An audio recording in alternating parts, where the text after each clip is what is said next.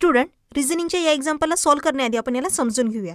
तर बघा इथे 17चं रिलेशन 51 सोबत आहे आणि 51चं रिलेशन 48 सोबत.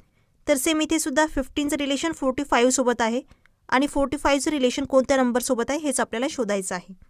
तर आता यासाठी आपण काय करणार, 17ला मल्टिप्लाय करणार 3ने, बिकॉज 17 3 जा 51.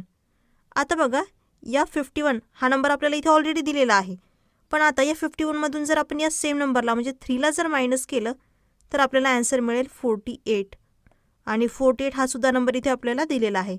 तर हे सेम रिलेशन आपण या सेकंड एक्झाम्पलसोबत यूज करू शकतो. सो 15ला आधी 3ने मल्टिप्लाय करूया. तर 15 3 जा 45, 45 हा नंबर इथे आपल्याला दिलेला आहे.